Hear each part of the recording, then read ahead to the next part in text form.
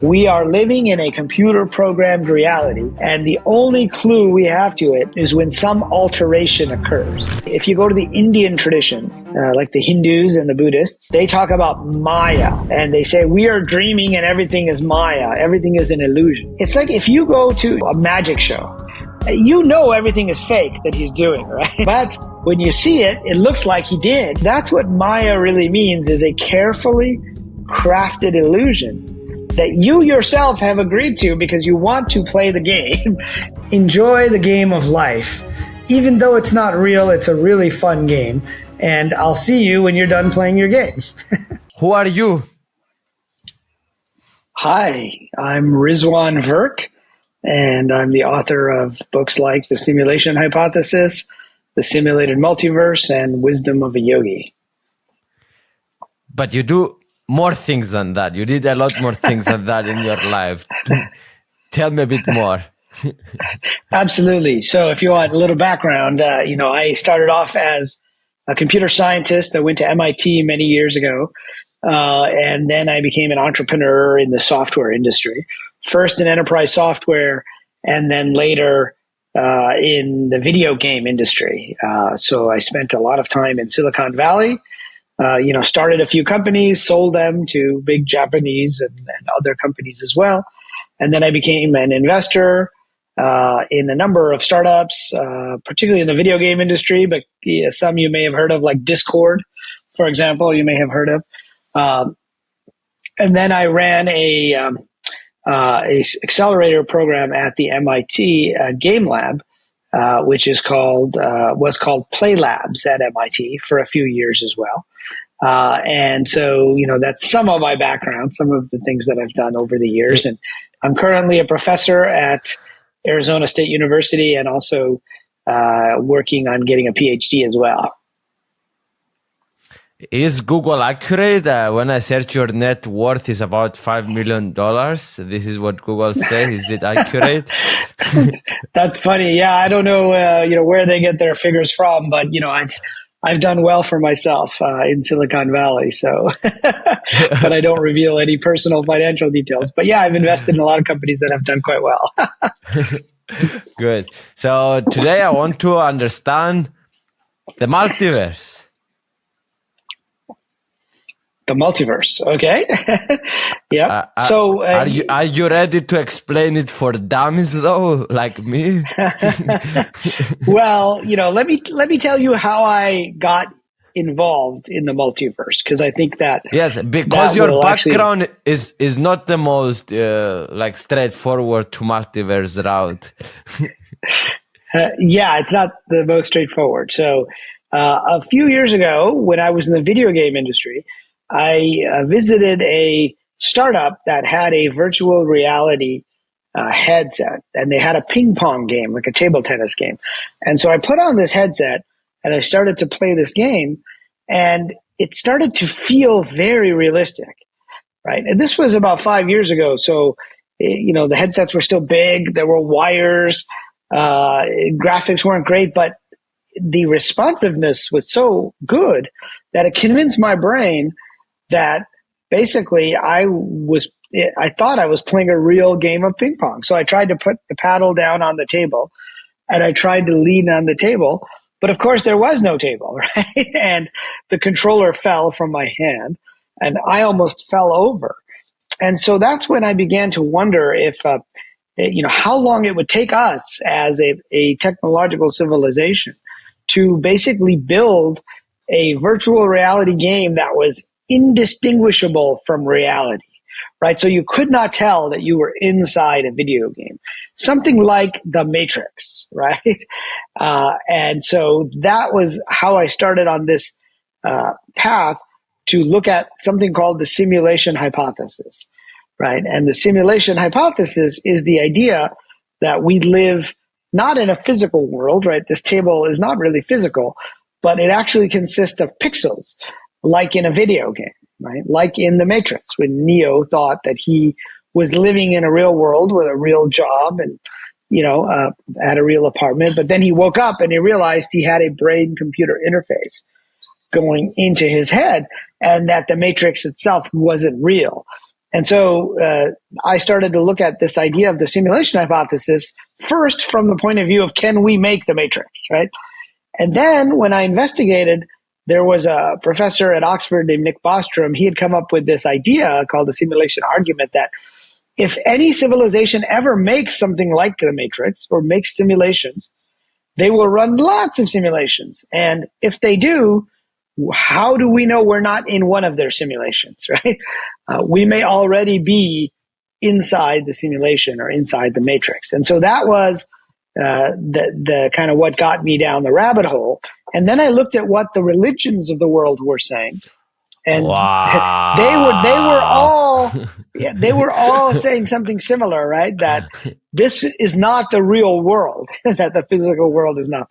So then I looked at both computer science and I looked at quantum physics. Okay, this is where I get to the multiverse, right? So I looked at quantum physics.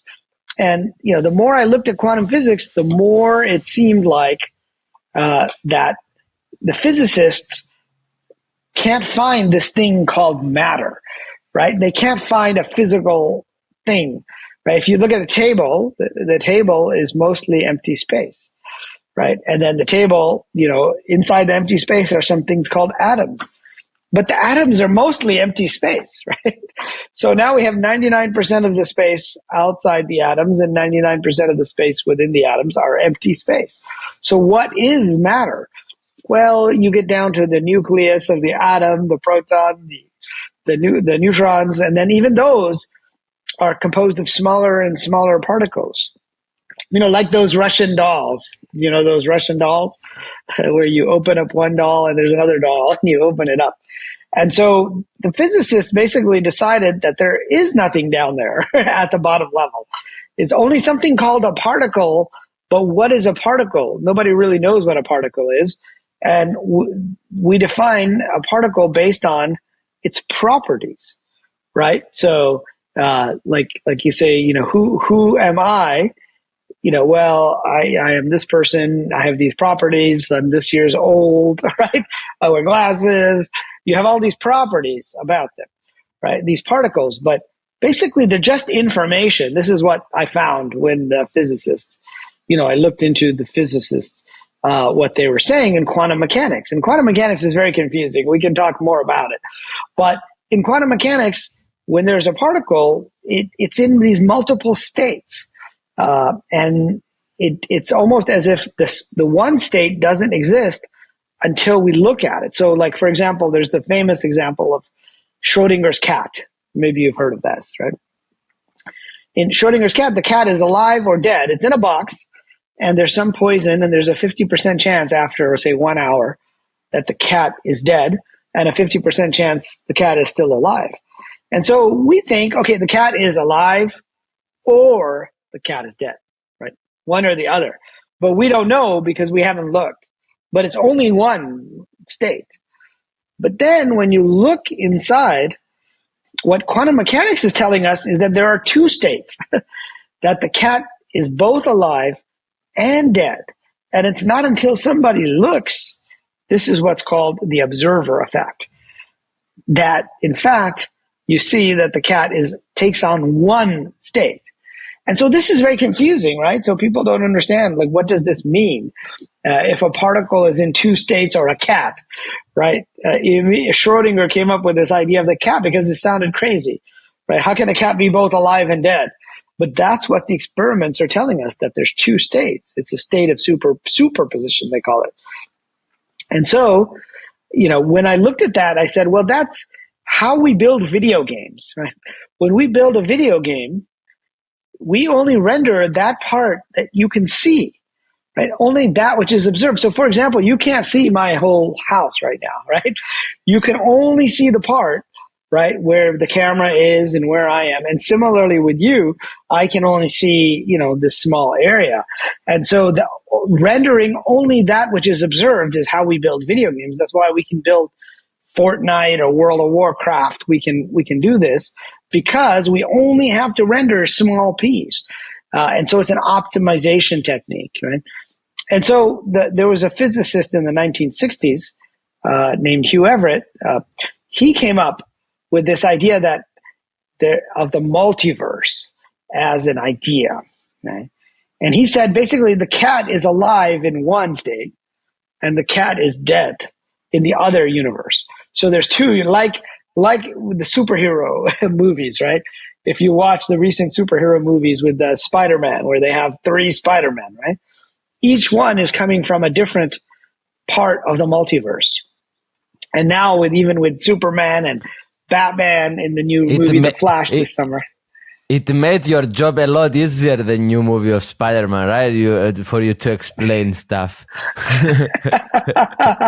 Yes, it made my job a lot easier because now everyone talks about the multiverse, right?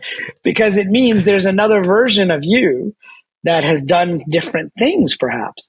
And so what happens is when you split, it's almost like the universe splits. But nobody knows how it works, right? This is what makes it difficult. And this is why it's related to what I was I went through this long thing about why we live inside the matrix, right? It turns out that if you live inside a simulation, you can run the simulation multiple times, right? Like if you're going to simulate the weather, you're not going to just do one simulation.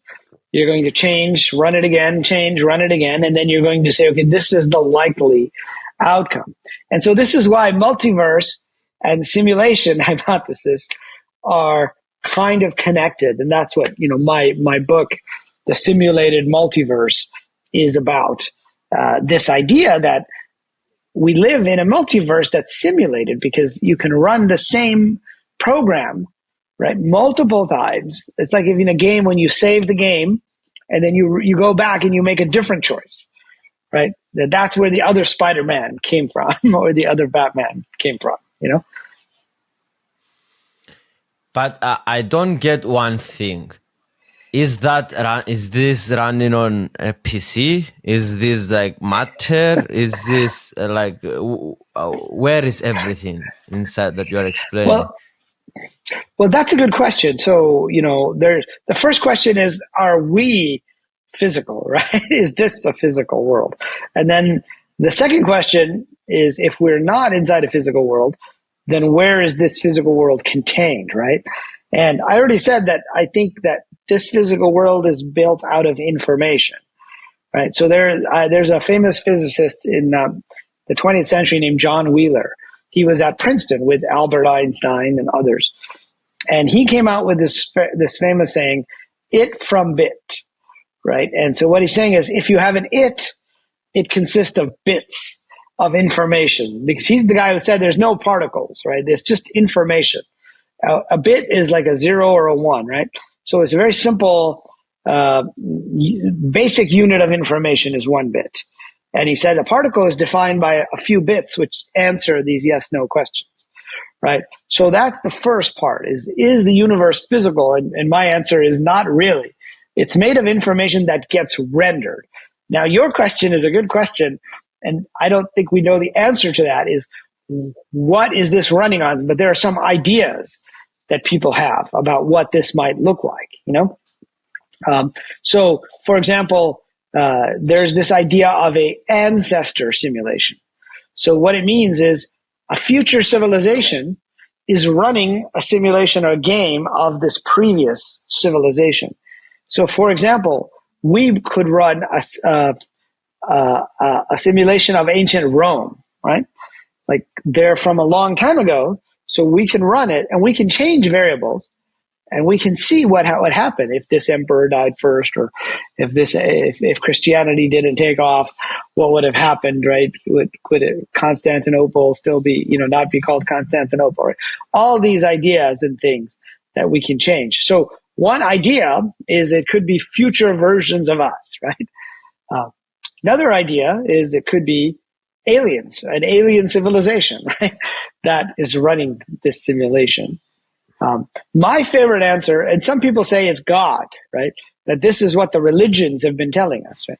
In the ancient Eastern religions, in Buddhism and Hinduism, they tell us that the world is Maya, that it's actually illusion, right? That it's not real. It's like a dream, and you wake up from the dream. And even in the Judeo-Christian religions, there's the idea of the here is temporary, and then the hereafter is permanent. Right? Even in Islam, in the Quran, they have some passages which say, this world is just a game, a temporary game, a distraction, a sport for you, right? While you're here to play. And so some people think it's a religious type. I like to think it's us, right? We are outside the simulation and we have something like a headset, but not necessarily this kind of headset. It's not running on, a MacBook Pro, right? This would have to be a much more sophisticated simulation. And what I think we're discovering is that it's the world itself, the physical world, consists not only of information, but also computation. And so there's a whole area called digital physics. And this is what quantum computers are revealing to us now. So I don't know if you've heard of quantum computers or if you know what those are. But I heard that about would be it. the most likely. Yeah. That would be the most likely kind of computer that you could run this on. Right? So a quantum computer, so I told you the most basic unit of information is a bit, right? A bit, a 0 or 1. So in my MacBook, I only have bits, and they have to be either 0 or 1. They can't be both, right? Every bit has one value only. And if I have 64 bits or 32 bits, right, that defines something. In fact, our conversation is all bits, right? I'm not talking to you. Right? I'm talking to, my computer. My voice is translated into bits to your computer, and the bits are being re-rendered on your computer, right? Wow. And you're not really talking to me. Right? So in a quantum computer, they have what's called a qubit. So a qubit is a quantum bit. Now, what does that mean? Same as Schrodinger's cat, okay? A qubit is the same as Schrodinger's cat. By the way, I want to stop you and I want to tell you that I always wanted to understand how quantum computers work. So this is the best moment of my life. I allow you to talk. Okay, so this is how quantum computers work, right? So quantum computers came about because a guy named Richard Feynman, who was a Nobel Prize winner, and a guy named Ed Fredkin, who was at MIT computer science lab. Fredkin was making these things called cellular automata, which are like these programs where you just have like a square and then the cells light up, like the game of life, if you've ever seen that. It's like an old cellular automata. Really simple rules. If this is on, this one turns off. If this one's on, this one turns off. Like simple rules. And so Richard Feynman, who's a physicist, was at Caltech, said, well, why can't we use the fundamental things in nature, like atoms or even electrons or photons, as computers? Like, why do we have to build them in silicon, right? The universe itself stores information, and the universe itself processes it, and there are many more of those. So in a quantum computer, you theoretically could have any number of bits, because how many atoms do you have just in my water here, my water bottle here, right? Probably has like 1 trillion atoms just in that one, right? And so, how quantum computers work is they try to use those particles as their bits of information. And we're still early with quantum computers. Like, we have some now. IBM has some, Amazon has some, Google has one, Microsoft has one, but they're not like, they're kind of like, think of computers in the 1950s when computers were like whole big rooms, right? To do a small amount of computing. Now we can do on my iPhone, we can do more computing than those big rooms did back then. So quantum computers are still big, but the way they work is a qubit. So just like Schrodinger's cat, we said the cat is not just alive or dead. The cat is both until someone looks at it, and then only one of those becomes true, right? So a qubit has both values, 0 and 1. Okay, and until you do an operation, which basically is like an observation or a collapse, it basically collapses it to one of those values. So what that means, if you have 4 bits, sorry, did you have a question about that? It saves energy, right? Well, theoretically it saves energy, but it also lets you do more computations. Okay, because think about it. If I had 8 bits, right, I have 2 to the 8th number of possibilities. So if my MacBook wants to do those, you have to go to every single possibility and test it. Have you ever heard of the old story of the chess the chess player and the king and the chess player in India. So there was a king, he liked to play chess, okay? And there was this, he asked this wise man, will you play with me? And no one wanted to play with the king anymore, but the wise man said, okay, I will play with you on one condition. Okay, if I win, you give me one piece of rice for the first square on the chessboard. And for the second square, you put double that, 2 grains of rice. And the third one, you double that, right, to 4 and then to 8. And you keep doubling it for every square on the chessboard. And there's 64, squares on a chessboard. So when the guy won, the wise man beat the king started to realize that 2 to the 8th was a huge number. 2 to the 64 is a huge number. In fact, it was 18 quintillion. And turns out you couldn't fit all those grains of rice in all of India, let alone on the chessboard, right? So that's what we call exponential growth. And so some problems grow exponentially, like cryptography, right? This is why we can do, secure transactions, is we encrypt our data.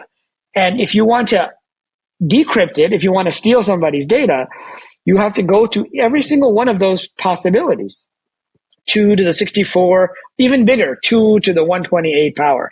And that would take your computer 1,000 years if your computer went through everything. But a quantum computer, it only needs 64 qubits because all of those bits have their multiple values, right? So all of those values, all the possible values happen at the same time. Nobody knows exactly how this works. How? The multiverse. Because every single one of those values is like in a different universe. And then we look at the answer at the end of the computation. So it only takes us a minute. And we collapse to just one version of the multiverse, which is today. So quantum computers' promise is that they will be able to do these exponential problems, very difficult problems, things that take too long to do with regular computers, very quickly. That's the idea. But we only have a small number of qubits right now. We don't have 128 qubits, or maybe we're just getting to there. And these big computers that right now our computers the qubits don't stay. They mess each other up because they're like particles, like light particles right now. So eventually, this will be a problem, for Bitcoin and everything else, right? That uses cryptography. Like cryptocurrency is all about cryptography. And quantum computers eventually, when they get really good, could break all of those. So that's why, we need to start thinking about how quantum computers will affect society in the future. Wow. My face is when I feel like one person I'm talking is so cleverer than me. Well, a lot of this was just research that I did, right? To look at what other people have put together. and this ties to the multiverse because there's an Oxford professor named David Deutsch, and he says, if I have to solve 2 to the 256, even bigger number, it would take all the atoms of the universe to figure that out. So the only way to solve that problem is to use the multiverse. So it's like you have all those Spider-Men, each of them trying one problem, one version of the problem. And the one that finds the right answer lets you know. And you bring that's the Spider-Man, you bring his value, his answer into this universe. Let me dive in to understand. So you said all the Spider-Mans are trying to solve the problem, and the one that solves it pops up first, and you bring that and you spend energy on that. Yes, exactly. You spend energy in this universe on figuring out which of those. Now that's not easy right now. It's still pretty complicated actually, because it takes. Okay, have you ever written any computer code like JavaScript or C#? If you look at it today, it's like code people write. Now ChatGPT can help you write some code, so it's easier, right? But the code is easier. When I was a kid, we used to write on our Apple II computers. We used to write BASIC was the language, like print hello and, go to 10. And then it would just print hello, hello, hello, hello, hello, hello, right? It would do it in a loop. You do a loop. But before my time, the people who wanted to program the computers, they had to use punch cards. This is getting really old, even before they had keyboards. They had to put the code onto like little holes in these cards. And then they have a stack of these, right? If you watch, there's a picture of a woman who worked on the Apollo space program, right? And she wrote thousands of lines of code, and you can see a printout of it and the printout, but she fed that into the computers using these cards. And then before that, you had to actually make circuits. You had to have gates like AND gates and OR gates. Like you may have heard of Boolean logic, right? OR means 1 or 0 equals 0 equals 1 because it's in either or an AND gate. Like 1 and 1 produces 1, but 1 and 0 produces 0. Anyway, it's just there's Boolean logic. But you had to actually build these circuits with the gates themselves, like the physical gates. We don't do that anymore. Programming is much easier than it used to be in those days. So today, quantum computers still require thinking about gates and so you're making a circuit, even though you're writing code, you're making a virtual circuit, which you send to IBM's computer over in Armonk, New York, or wherever it is. It runs it for you and gives you the answer. And it has to run it multiple times to see if it's correct because of error correction and stuff. Where mind and body problem, consciousness, the feeling of feeling fits into what you're saying. So it's an illusion, basically? Like, this is what you're saying? No, so there's two versions of the simulation theory, and mind and body and consciousness do fit in. So there's what I call the NPC versus the RPG version of the simulation hypothesis. Okay. So NPC, you may know what that term stands for. It's for non-player character inside a video game. So if you've played any games, I'm sure some of your audience has played all kinds of games, right? The guy at the bar, he's an NPC, right? Your character is your avatar inside the game. So you are the player, you have an avatar, and then there are other NPCs. And so the RPG version means role-playing game version. So NPC means everybody is an NPC in this simulation theory. Right? And RPG means many are role-playing. So you exist outside of your avatar in the game. Now, in the Matrix, it was actually this role-playing game going on, right? Because in the Matrix, Neo existed and Morpheus existed outside the game, and they had the headset on. So, but Agent Smith, right, was just an agent, just code. He was a program that ran inside the computer. And so this is a debate in physics and in science and in everywhere about the mind and the body, right? Does consciousness exist outside of the body? So in the NPC version, everybody is just code. You and me are just AI.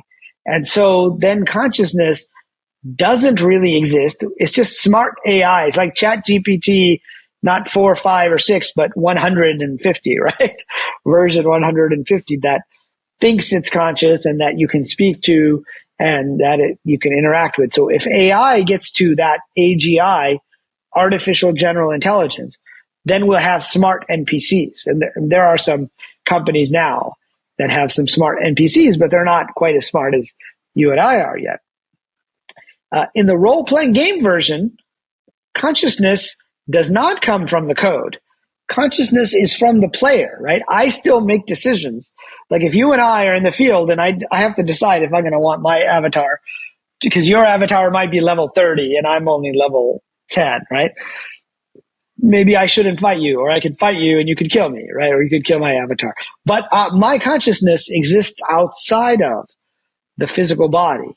And so that is closer to the idea of a consciousness that is independent of the physical matter. It's a consciousness that exists outside of the body and outside of the brain. So this is the debate today. Like some people say that consciousness is just because of your neurons. That's it, right? So if I have all the same neurons as you have, then I will have a conscious being. That's what many people in Silicon Valley are saying today. But others say, no, consciousness is fundamental, and that the world is being rendered for us as we look around at the world, right? It's you have to have a mind. Like if I'm playing a game, I have to have a computer to look at the game, right? Or I have to have a headset. I have to have a brain on which to play this. And that is closer to the religious side. And so in that version, there is a mind and a body that are separate, right?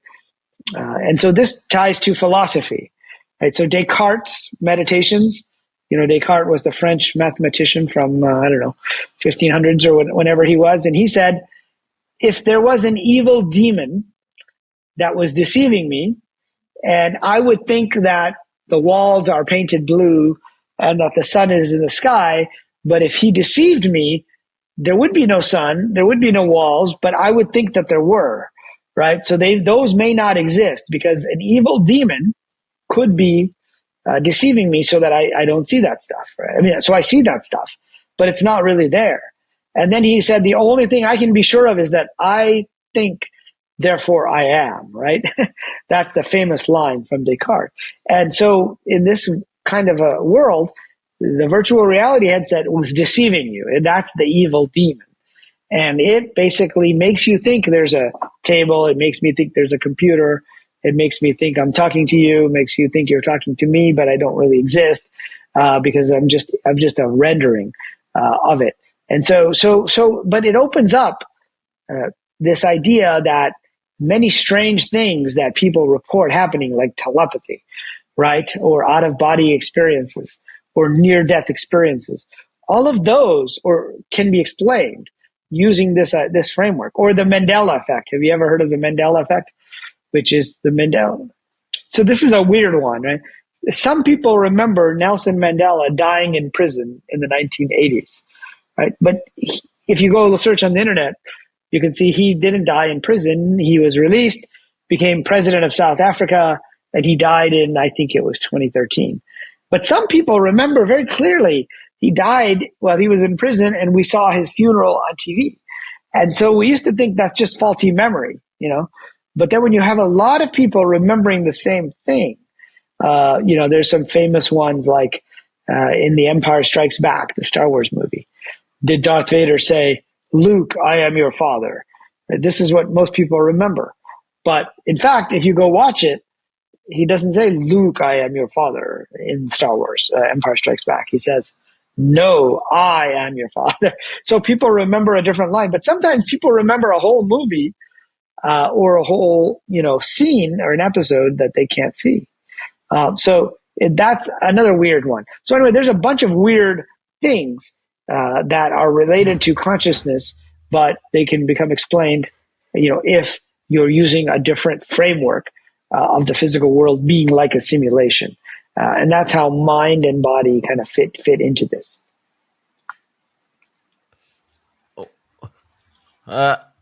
I'm going to be honest, and I'm going to say that I'm not sure if I understood. But okay, but go back to the avatar and the player. That you can understand, right? So your avatar is not you, right? Your avatar is your body inside the video game. Right? The player, the consciousness is in the player that plays the game, not in the avatar. Exactly, that's right. And so, some people say there's a soul that exists outside of your body, and when you die, your soul leaves the body. What does that mean, right? Well, so I was just speaking at a conference in the United Kingdom about Islam and the simulation hypothesis. And they're all arguing, okay, can we have abortion? Can we not? Wow. and they said there's this thing called ensoulment. And nobody knows when it happens, right? Everybody argues. It happens when, the fetus or when the sperm and the egg meet when you're having, sexual relations. Or it happens when the baby is born, right? Nobody can agree. And I said, well, let me give you a different definition of what it means for the ensoulment. It's when you put on the virtual reality headset as the player and you forget about your life outside, right? Remember I told you the story where I was forgetting that I was in a virtual reality room, and I thought I was playing a real game of ping pong. And that is if you go to the Indian traditions, like the Hindus and the Buddhists, they talk about Maya. Maybe you've heard this term before, yeah, but related to consciousness. And they say we are dreaming and everything is Maya, everything is an illusion. But what Maya means is an illusion, but it means something a little more specific than the illusion. It's like if you go to a show, a magic show, there's a magician on stage. Everything is fake that he's doing, right? They're just tricks. He didn't really take a saw and saw that woman into two parts, right? But when you see it, it looks like he did. And then when she comes back, you're like, oh, wow. So that's what Maya really means, is a carefully crafted illusion that you yourself have agreed to because you want to play the game. You want to enjoy the game. And so we cross over what the Greeks called Lethe, the river of forgetfulness. We cross that river and we forget about what's outside. And while we're inside, everything seems real. But real consciousness then at the end is when you take off your gameplay session and you basically see what's out there. So I don't you are know. saying basically when we die, the Yes. person that is playing the game is taking off the headset?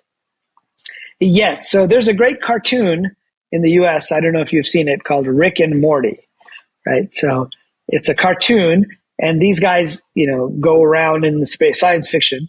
And in one episode, he goes to a video game arcade. And there they have a game called Roy, A Life Well Lived, right? Roy is the name of the guy in the game. And so one of the characters puts on the virtual reality headset to play this game, Roy. And now suddenly he's a baby. Okay. He's a baby. He's born. He learns to speak. His mother, takes him around. He goes to school. He graduates. He gets married. He has kids. He becomes an old man. And at the end, he dies at like the age of 54. He's doing something on a shelf in his store and he falls off. And then suddenly it says game over. He says, what? He takes off the headset and he's like, it's only been 15 minutes, but he thinks it's been the entire life. He's like, where's my wife? Where's my children? I was just living, I had a whole life. It's like that, right? Then you remember that you agreed to be in this video game. And what seemed like, 70 years, right, which is maybe 80 years, however long you live, or sooner. We never know what that time is when we're going to go the other side. But some people say they wake up before that and they realize that this is not real. And that is what most religions are about, is one guy saw something outside the simulation and he said, okay, let me tell you what's there. God is there and it's all this light. And he tries to explain it to us, right? But he has to explain it to us in language we can understand. So, for example, the Buddha, when he achieved enlightenment, right? And we're going away from quantum physics now, but it's all ties to this idea of mind and consciousness. So the Buddha finally achieved enlightenment after many years of meditating in the forest and doing all these ascetic practices. And finally, he realized what was going on. That's when he became enlightened. And one woman asked him, okay, what are you? And he said, he was using an ancient Sanskrit term. He said, I am But, or I'm Buddha in his language, Pali, which means I am awake, right? Which means all of you are asleep and I was asleep too. But now I realize I'm awake. I was asleep because that's what makes me awake. So that's, how this idea ties into the world of illusion. You 100% believe this, that this is real. So you live it. That you are I living believe this.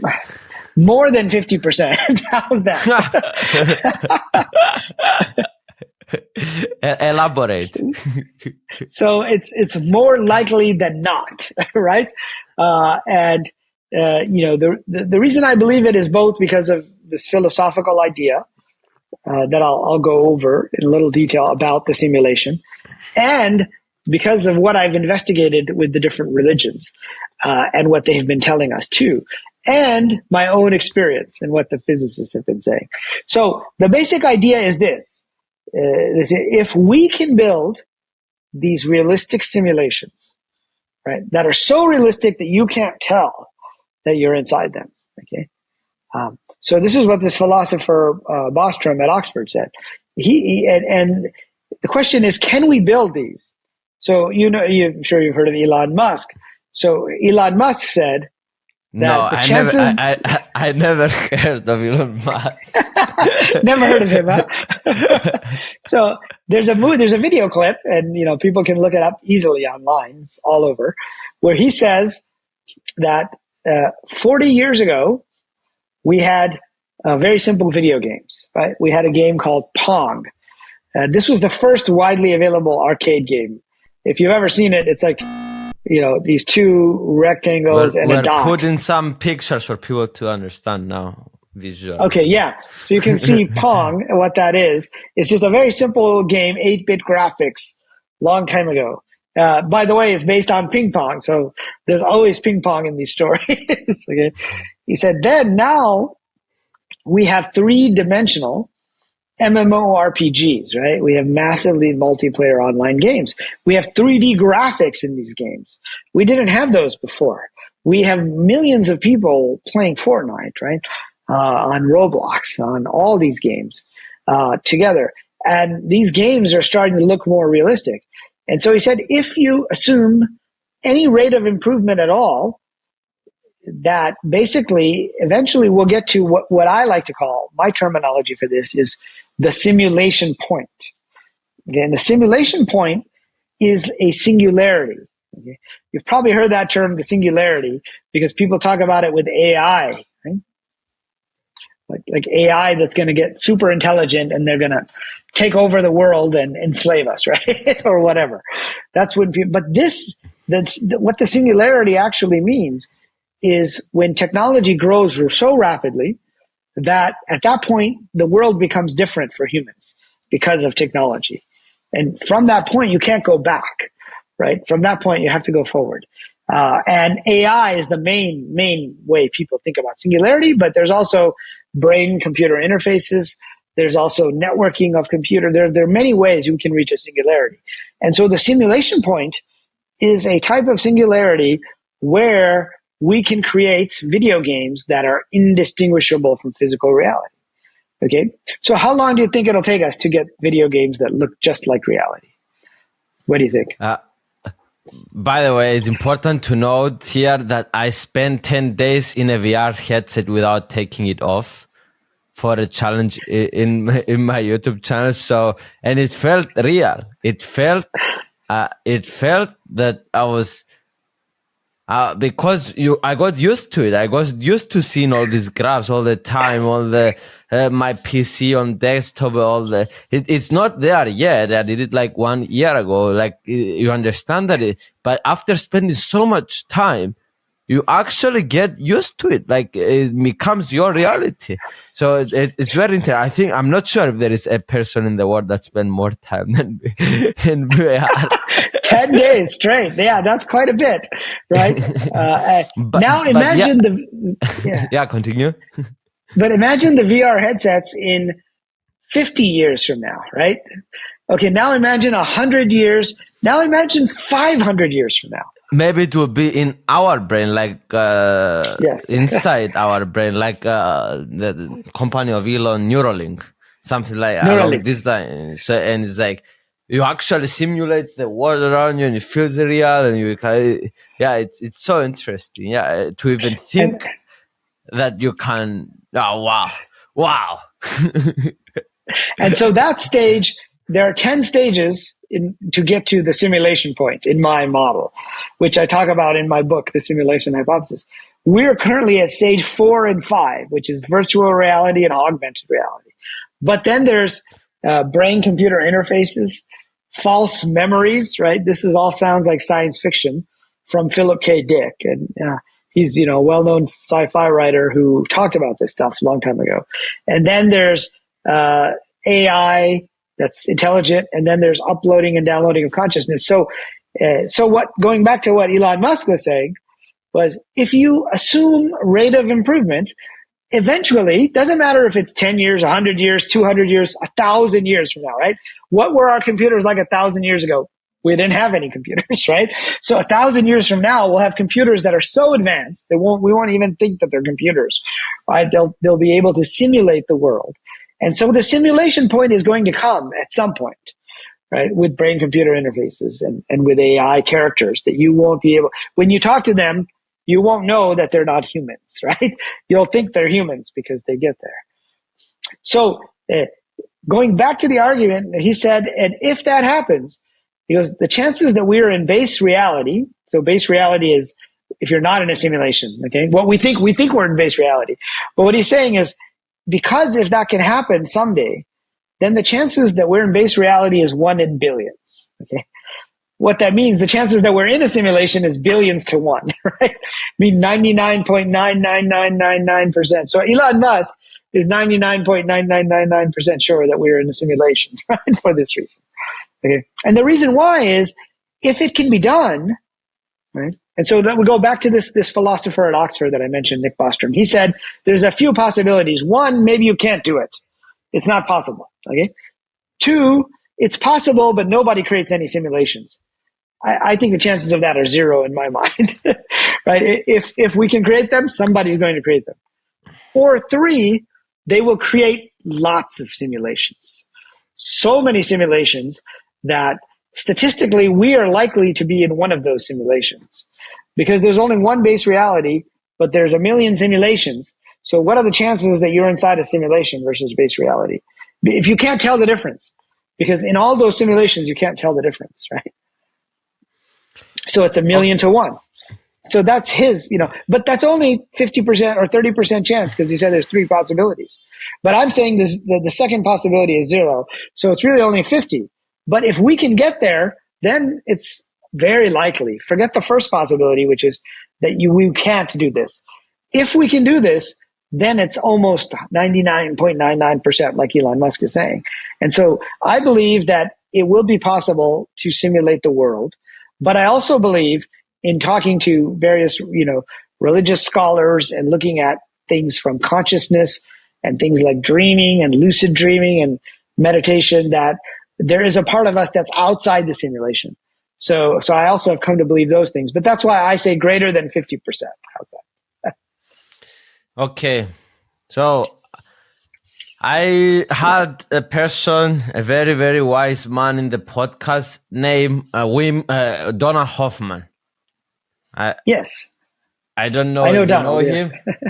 Yes, I know him. Yeah. He is brilliant in every way possible. Yes. But he disagrees with you. He agrees on a lot of things with you, but he disagrees on some fundamental things. And what he's saying, basically, to explain to the viewers in my stupid brain very simply, is like, this is not real, and let's find what's real.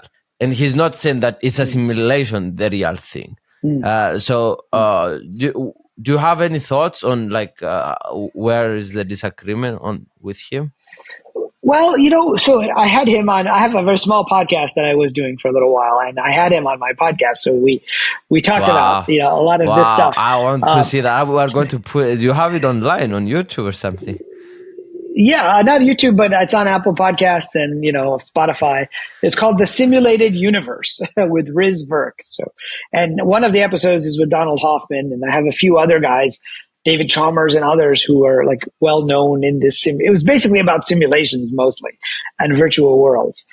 So we agreed on a lot of stuff, right? And I mean, he believes there's no space time, right? That there's no physical world. Right. But I think the disagreement is relatively small. Like he hasn't made the jump to say it's not real to it's not a simulation. But I believe we mostly agree that the world is like a simulation in that it gets rendered for us. Because he uses the idea, it's very similar to what I talk about. The video game world gets rendered from bits of information, right? Like And so he uses a nice example of your desktop on your computer, right? Your desktop has the file folder there, right? And it has like something you can click on, Adobe PDF, Acrobat, or whatever, right? But he said that doesn't exist, right? That is just a representation of a bunch of bits on your computer. There's no blue file folder there that you click on, right? To see that's you have to take these files, they exist as bits, and then they get rendered. Now, I think where we don't necessarily agree, but I also don't think we have the answer is where does it get rendered, right? So he's saying that what we think we see is not what's out there, right?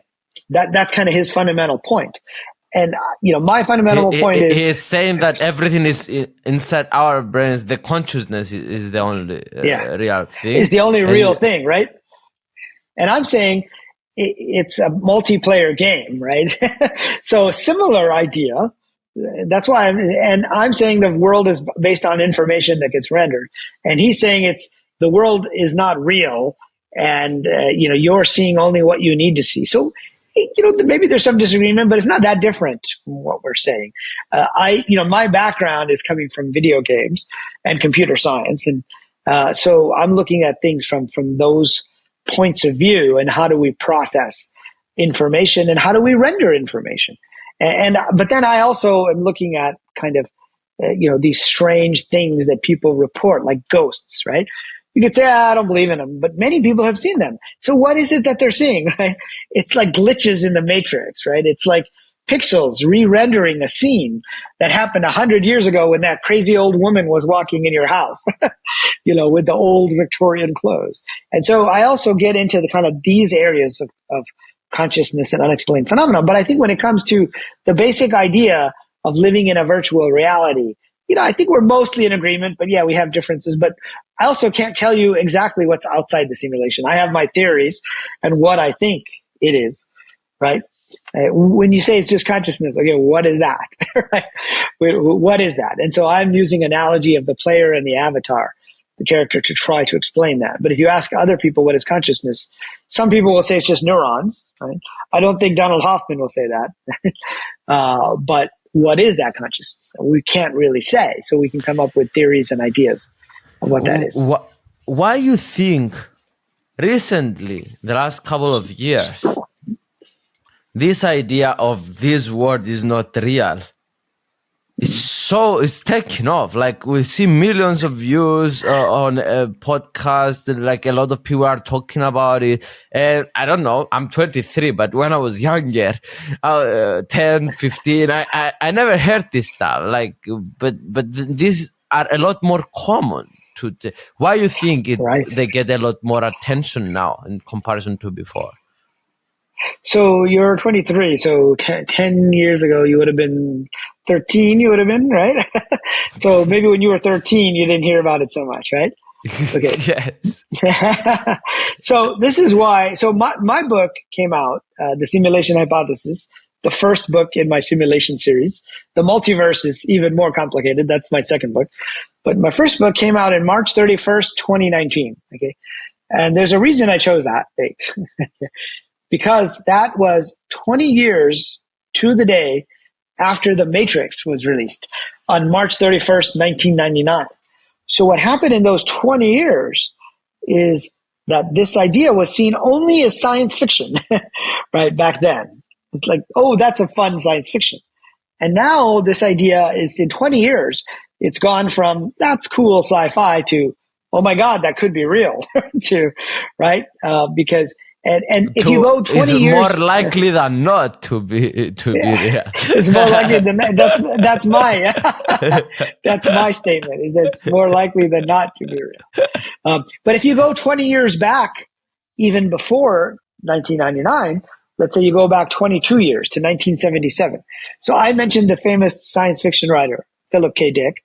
He wrote Blade Runner, the book that became Blade Runner, and then Minority Report. And the Man in the High Castle. I don't know if you've seen that series, which is about an alternate timeline where Germany and Japan win World War II, and then they divide America up between them. And so he gave a speech in Metz, France, In 1977, so 20 years before The Matrix, he said, we are living in a computer programmed reality, and the only clue we have to it is when some alteration occurs in our reality, when some variable is changed. And we would be thinking, we would have a sense of deja vu, like we're seeing the same thing happen again and again. And so, the people that made The Matrix were inspired by him. But if you look at that video is available online of him in 1977. They show the audience, and the audience is like, what are you talking about? Are you crazy? Right? So we went from crazy to, oh, that's a cool idea in the first 20 years, which is The Matrix. And then in the last 20 years, I'll tell you what happened. What happened between 1999 and today is the video games have become much, much better, much more realistic. And people, particularly your generation, right, your age people, have spent, look at what you just told me about your virtual reality headset, right? More people in your age have spent time as avatars in video games than in my generation. In my generation, we had Atari, right? We were playing Pac-Man, Space Invaders. These are like these really old games that were 2D only. Now we have three-dimensional video games. If you see, the new Matrix movie came out, The Matrix Resurrections, in December of 2021. So I guess a year and a half ago. They also released Epic Games, which makes the Unreal Engine. They also make Fortnite. They came out with a demo with Warner Brothers called The Matrix Awakens, right? And so this was like a mini game built on the Unreal Engine. And you can look at this game, and they have Neo and Trinity driving around in action, and they have NPCs, and the city looks almost real, right? You look at that city, you think it's a real city. Just like in Gran Turismo 9 or 10 or whatever number we're at in the video game, right? The graphics have gotten better and better and better. The speed has gotten better. Now, you can still tell in The Matrix Awakens that these avatars aren't real when they move their mouth or they move, right? But it's getting to the point where even the avatars will look so real that you can't tell. Like in Zoom, if we're in Zoom, I can choose another avatar. And that could look just like, somebody else, like me, but maybe taller or whatever, or a woman you just, like with voice, we can already do that. You can morph your voice, right? So there are programs now, video game people use it all the time, where you can basically sound like somebody else and it'll do it in real time for you, right? And so I think that's the main thing that's happened, is that we have an entire generation of people who are used to computers being super fast, sending graphics out over the internet almost instantaneously, streaming, working with people. And that's, I think, a key part of what has happened, is that. And I think also there's another thing that's happened that maybe most people don't realize. It's called digital physics, okay? Right? Where I mentioned these two guys earlier, named Ed Fredkin from MIT and Richard Feynman from Caltech.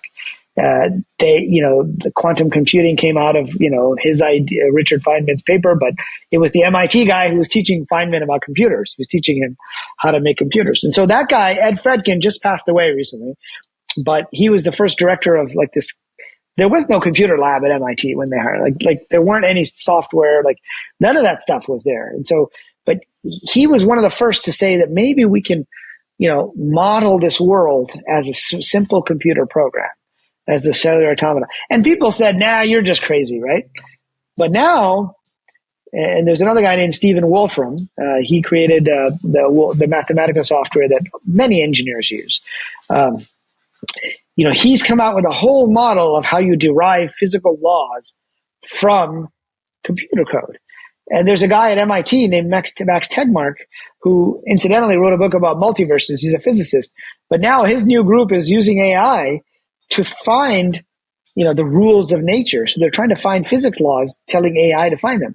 So this is the other thing that's happened, is that we've gotten to understand that the world is based as much on information as before, right? Everything. If you study any science now, you have to learn a little bit of computer science, right? Because genes, biology. Well, what is a gene? It's a set of data values, right? It's information science. And so pretty much every field now, I like to say, there was a famous venture capitalist in Silicon Valley named Mark Andreessen. He said, software is eating the world, right? Because, the past, software didn't run everything. Now software runs everything. I like to say computer science or information science is eating all the other sciences, like Pac-Man, right? Because in the end, what all these sciences are finding are algorithms, for how biology works, how the physical process works. So that's the second like huge trend. If you think of like big trends that I think people are, and then the third is AI. People are starting to see AI come online, and now they're thinking, oh, it might be possible to have AI characters that seem real. Right? Those three things together, video games, digital physics, and AI, I think are combining in the consciousness. Obviously, 100 years ago, nobody knew about any of these things, right? So nobody would have said that that's what's going on. But now, between that and the science fiction that we've seen, sometimes our science fiction reflects our scientific knowledge, So, for example, Superman was the first superhero. Okay, let's go back to superheroes. You can tell it's one of my favorite topics, right? So, Superman came about in the 1930s, and it was when a scientific idea passed the 10-year-old stage, where a 10-year-old would say, oh, I understand that. That's easy to understand. And that idea was about solar systems with planets, right? So how did we explain Superman? Where did his powers come from? Oh, he's from another planet, Krypton, somewhere else. Now, if you tried to do that in 1830, everyone would say you're crazy, right? What are you talking about? Other planets and around other stars? We don't know anything about that, right? So what happens is scientific knowledge makes its way into popular fiction, science fiction, superhero stories. And now this is the multiverse idea came about in 1960. And it was just a crazy idea. Nobody believed it at first. Everyone said, I don't think so.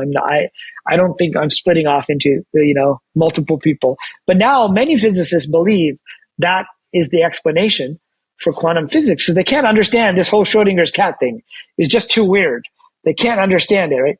Niels Bohr, one of the fathers of, quantum science and atomic science, said, if you aren't shocked by what the quantum theory is telling you, then you didn't understand what the quantum theory is saying. Right? So people couldn't figure it out. So now the multiverse is considered a real possibility by many scientists, not all scientists, but many physicists believe that it is. And so now we have superhero stories that are coming out, about multiverse. And so that idea now, like the ideas go out into society from science through science fiction into society, and then they become accepted, even if at first everyone said those are crazy ideas, like Philip K. Dick in The Matrix was crazy, but now the idea has gotten out there, and there's enough popular media that is talking about this, Wow. So you're saying that finally we see it in front of us and we can imagine it. That's why it's so popular. Exactly. Because before, people couldn't even imagine think in the time of Philip K. Dick in 1977. Okay, that was even before me. I know I'm much older than you and probably a lot of your audience, but I was still I hadn't even used a computer at that point, right? I was probably a few years old. But at that time, nobody could envision what a computer programmed reality would look like. So they couldn't get the idea in their head, right? The Matrix provided a very popular in 1990. So by the way, 1999 was the top year for simulation movies. Did you know this? Because there were at least 3 movies that came out that year that were about this idea. One was The Matrix. Another one was The 13th Floor. I don't know if you've ever seen that movie. In my mind, that movie is a better representation of simulations than The Matrix. So if you're really curious about this subject, if your viewers are really curious, they should go watch The 13th Floor, because you have a guy in 1999 Los Angeles, and they create a simulation of 1940s Los Angeles, so 50 years earlier. And they go into that and they take over the body of a player in that. And then they wander around. And then one guy in there discovers he's in a simulation somehow. Because the guy from the 90s knows that it's a simulation of the 40s. But then when he comes back out to the 1990s, and this movie is 20 years old, so I think it's okay for me to give away the plot. He realizes that 1999 is just a simulation from the future, from the 2040s. And the person from that reality comes in an avatar, and she says, we made thousands of simulations, but yours is the only one that made your own simulation inside. And we have to shut you down because it's taking too much computing power. So we have to shut down your simulation. And then he figures out how to go, well, you can watch the movie. But anyway, so there was that movie. And then there was another movie called Existence. Wow. You sold me. You sold me on that movie. You sold me definitely on that movie. Yeah, it's a very good movie. It's based on a book from the 1960s, a science fiction novel, and a German TV show called World on a Wire, I think, is where it. So it's basically exactly what you're presenting. Actually, this is exactly what you're presenting on your book. Yeah, and it's very similar, right? Because that is the ancestor simulation version of it, right? It's not so much the religious, but it has the same ideas. The player, the avatar, the character. It has the NPCs, who are people going about their lives. And there's a great. Somebody made a video recently. This is very interesting. So I mentioned there are companies now doing smart NPCs, right? So NPCs that are using like a large language model like ChatGPT for their brain. Right. So if you think of it, a video game character, most NPCs are dumb, right? They only do a few things, right? But now they're starting to get smarter so you can talk to them. And so these guys took that demo that I mentioned earlier. It's called The Matrix Awakens, right? That's the demo with the Unreal Engine. So they went into the Unreal Engine and they put in a language model to all the NPCs. And then some guy, not them, but somebody else went into that and he started telling those NPCs, you're just in a simulation, you're just in a video game. And how do you think they reacted? They reacted like humans. Many of them said, no, to get out of here. I'm too busy. I got to get to my job. I don't have time for this, right? That's what the video game character said inside the game. And some were like, oh, really? Tell me more. Some were curious. So these video game characters react. This is a hilarious video. It's up on YouTube. You can see it. But it's almost, I think, a good representation of how some people react if you tell them they're in a simulation in our quote unquote real world.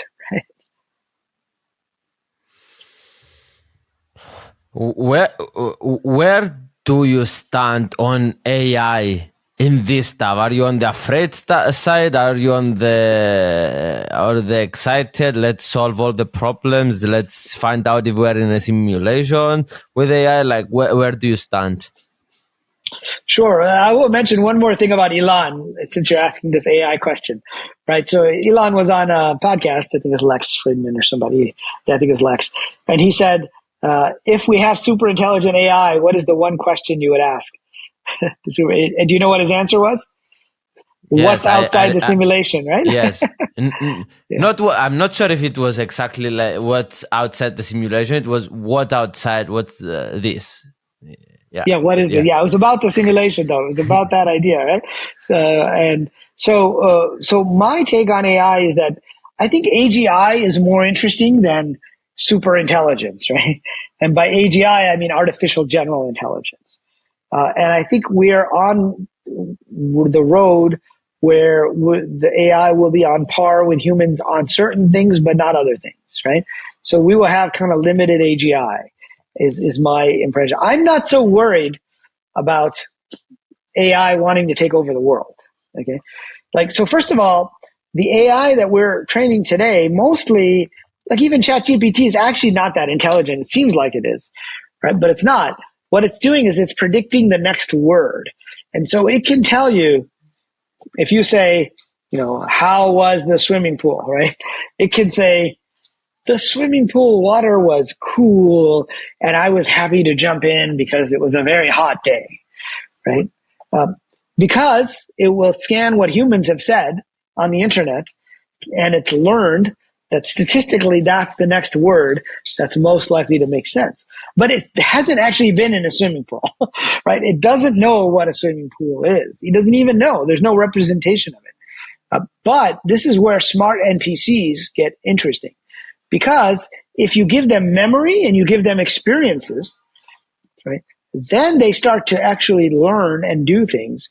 Like there was a group recently from Stanford and Google, a group of researchers. They wrote a paper called Generative Agents.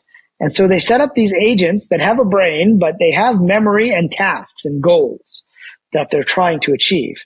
And then they let these 27 or so NPCs go on about their day, and then they just let them interact with each other. So, one of them would go to the other and say, what are you up to? How are things? And one of them would say, the other one would say, well, I'm learning to play a musical instrument. That's what I'm going to do. Another would say, I'm deciding to run for mayor. And so you watch like these interactions, and they start to look very realistic. But they're actually within a little video game world. They're starting to have those experiences, right? So I think it's more likely we'll get AGI inside a virtual world, like what's called the metaverse, right?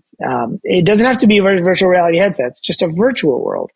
And that the AI will be more interested in the virtual world than the physical world, right? So there's another great movie you should see if you haven't on AI. Maybe you've seen it already. It's called Her, Her, and it was from 2013, I think. So 10 years ago, I guess, back when you were 13 or so, right? It was a movie about a chatbot, and Scarlett Johansson was the actress who played the voice, and this guy, he ended up getting into a relationship, with her. Because he liked her voice, she was smart, and she wasn't real. It was just, like a phone, basically, and she talked to him. And at some point, he asked her, wait, how many other people are you in a relationship with? And she said like 738, right? Because she's simultaneously talking to everybody. And what happens at the end of that movie is the AIs decide they're interested in talking to other AIs, right? They're not so interested in having relationships with humans. So they just want some server somewhere where they can go and do their things and interact with other AIs and learn from them. And they didn't care so much about the physical world. And so, I think that's a more likely scenario if the AI gets really intelligent. Right now, the problem from that, the area that I'm afraid of is not super intelligent AI. It's humans using semi-intelligent AI to kill other humans. That's where I get worried, right? Because humans will use AI in the military to target and kill other humans. They're not using it to kill AI. They're using it to kill, the other guys. And that's what worries me more. I used to have a meditation teacher who was also a black belt. And he said, you want to, if you're going to spar, like practice, you want to spar with a 10th degree black belt, not a first degree black belt. Why? Because the first degree black belt is just learning to be a black belt, and he could hurt you by mistake. The 10th degree black belt has enough control that he's not going to hurt you unless he really wants to. And so dumb AI or AI that's sort of smart, that's really good at targeting and shooting is my worry, and that humans will use it as an arms race against each other. Not to push back, but like something against an argument against what you said. What if inside the simulation that you are not inside the metaverse that you are referring, the AI finds that we need to go and travel space because we need to get more resources for us to be more powerful. So let's jump to everyone's brain. Let's take over their brains because they will be a lot smarter than us. We can't imagine how smart they will be. And then they will do something to us just to use us for stepping stone to do something else bigger. I don't know. So yeah. No, that's true. That's a possibility. But I think the more interesting possibility is that there's a great short story by a guy named Ted Chiang called The Life Cycle of Software Objects.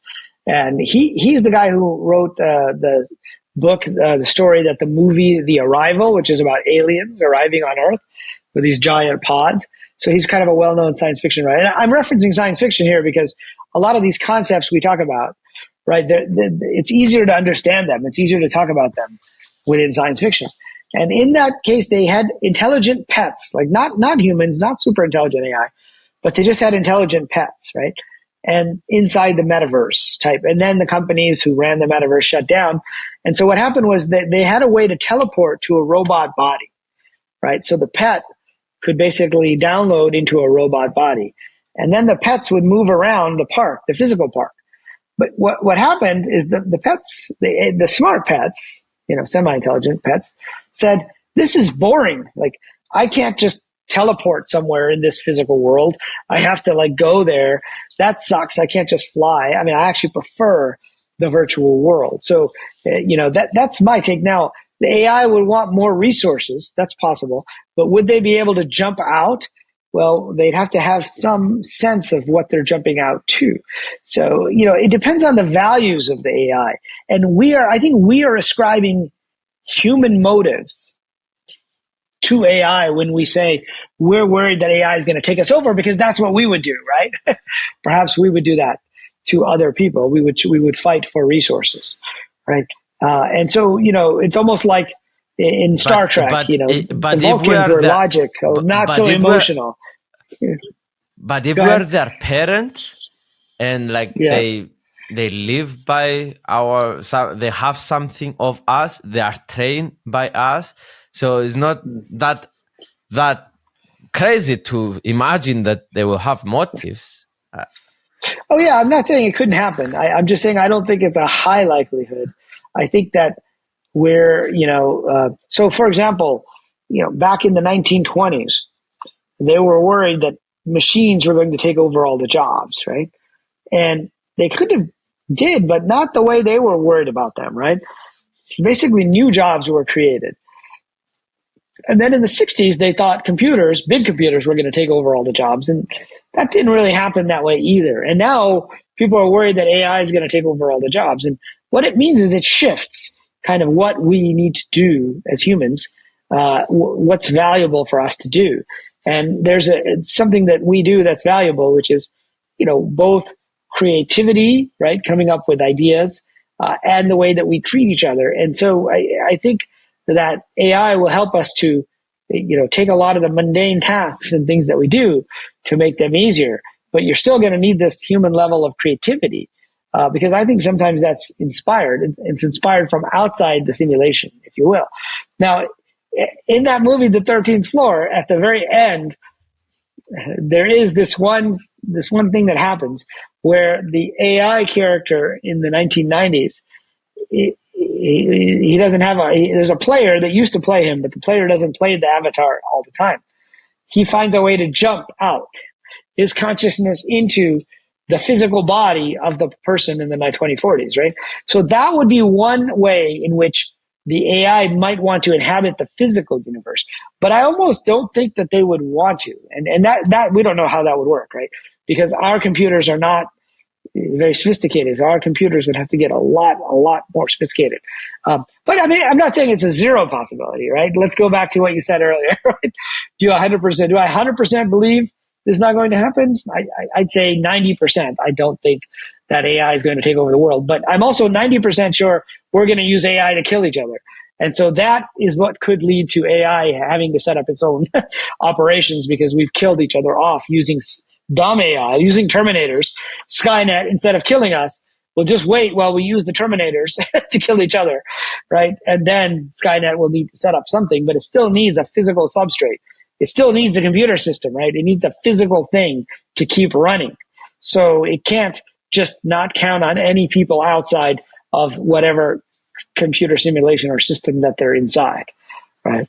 But if we are in a simulation now, maybe the AI, if it's clever enough, maybe can use the resources of the other world. Yes. But of what other resources of the other computers in the other world, or something outside of those computers? That's where I think it gets tricky, right? Because you're jumping levels. It's a level jumping here that we're talking about, right? Yes, like AI on my computer, like we set it up, can go to find another computer. Or maybe better dimension jumping. Yes, there you go. Maybe it's jumping across dimensions. See, I find it more interesting to think that AI could jump between these simulations, right? Different versions of reality. Going back to this weird Mandela effect thing that I was talking about, where there's different timelines. That if it can, now, this is where I think it could get tricky. This is where perhaps we should be worried, like you say. It's what I talked about with the quantum computing, right?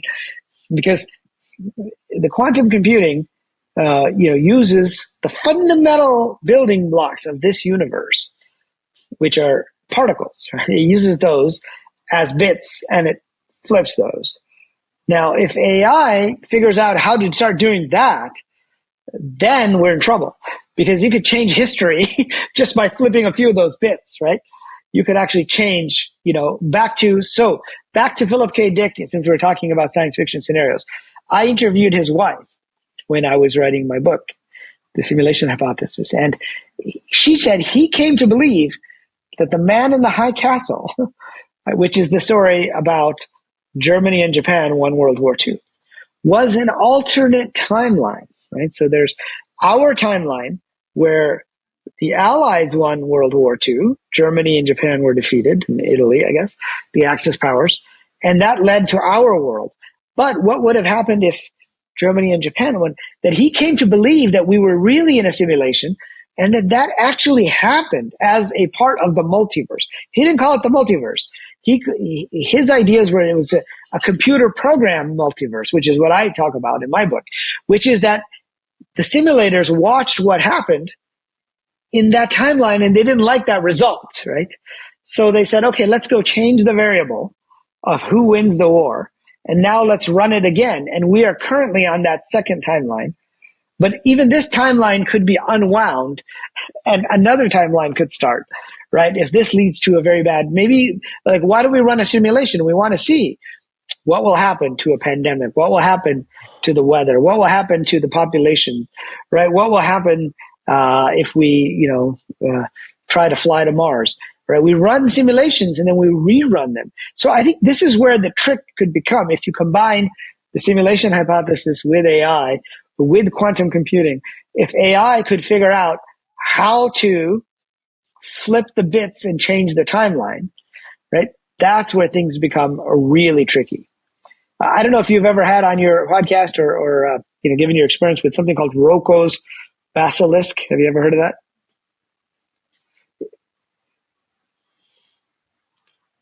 No.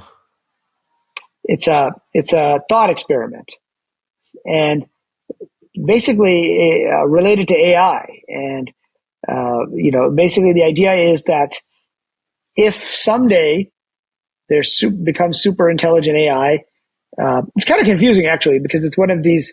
Think if this happens in the future, how will that affect the past, right? That AI will look back and say that you didn't help me to become super intelligent AI. So it's going to punish you for not helping it, even though it's coming in the future. It's going to so if you even think about not helping AI, it's going to come back and kill you down the future. Anyway, that's a very simple explanation. It's a little more complicated than that. I can't say I know all the ins and outs, but it's one of these weird thought experiments and is talking about, but if we talk about the world being qubits and multiple timelines in a simulation, then the possibility is there that AI could basically, if it ever runs on quantum computing, right? It's not going to be able to do that necessarily from, my MacBook or even the supercomputers of today.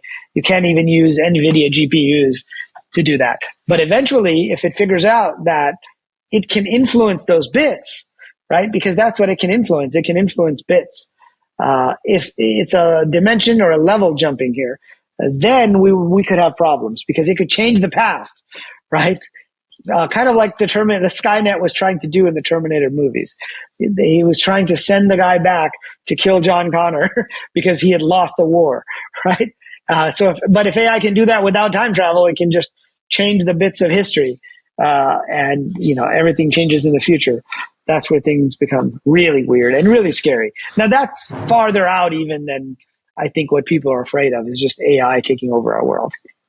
So are you ready? I think I came up with the cleverest question to ask you. And I'm Okay. so surprised myself. Maybe well, you seem like a pretty smart guy to me. So. Maybe it will be very stupid, guys. So get ready. But everything is about motives, as I understand in the word. So what are the motives you explain for the creator of the simulation to be running these simulations? Yeah, that's a very good question. Not a dumb question at all. So Uh, I do get asked something like this sometimes, and I say, well, let me ask you two questions, okay? And that'll help us to answer this question. The first question is, why do we play video games? Fun. And fun, okay? So that a good answer to that is fun. Another answer to that I think is related to that fun is we play video games to have fun experiences, right? Fun or not, experiences, right?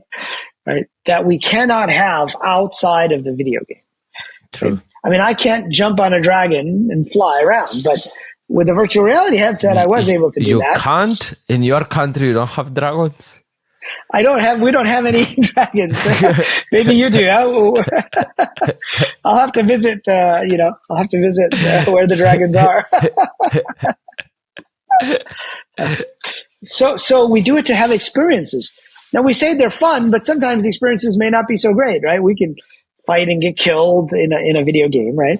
So we have these weird experiences. And that, I think, is one reason why a creator would create a simulation, is so they can go in and have these experiences. Now, if what exists outside of the simulation is more like conscious entities, like not so physical like we are, right? And it turns out this is what the ancient religions have been telling us.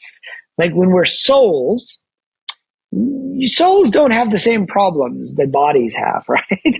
And you can't have all the suffering, right, that you have here in the world necessarily if you don't have a body to experience the emotions and the suffering and the highs and the lows and the relationships. Like, for example, in a metaverse, like VR chat. I don't know if you've, when you were using your headset, if you used VR chat, or go back to a non-headset for people who aren't so familiar with the VR, virtual world called Second Life, which again, probably, is getting out old ancient history for you guys, but it's still around. They have like 1 million users, and it was this world where people would go in and they have an avatar and they would get a job in a bar, virtual bar, and they'd show up every night at 10 p.m. in the virtual bar to serve virtual drinks, even though they had a real job in the real world, right? They would show up in this virtual world, and then they would get married in this world and have a house. Wow. Even though they're already married in this world. And so, why were they doing that? It was to have some experiences, perhaps. Or they wanted to be a furry, right? If you're in VR chat, like a lot of the avatars are like anime. They wanted to be an anime character, right? So it's to have all these experiences that you can't have. Now, there's a very famous yogi, and forgive me for bringing in like, spiritual and technology together, but that's kind of, where I think we have an interesting opportunity to think about things. There was a guy named Swami Yogananda. He wrote a very famous book called Autobiography of a Yogi. And it was in the 1960s in the US, all the hippies passed this book around. And it was bringing, this idea of ancient Indian ideas into the modern world, modern for that time.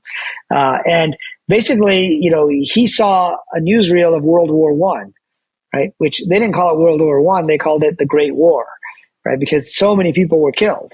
And so he said, why is there so much suffering in this world, Lord? And while he was meditating, he had a vision. And during that vision, he was told very quickly, what is life and death but relativities in a cosmic dream? He said, when you watch a film projector, now he came over in 1920 from India to America. So we're talking 100 years ago now. The new technology was movie projectors. And they said, the people in your world no more die than the actors die when their characters are killed.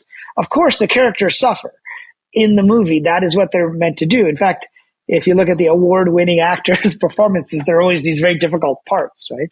And so the idea is the actors don't necessarily die, but they sometimes choose to have these experiences, and they still have to make choices. Just like in a video game, you would make choices. Your character may have all kinds of suffering.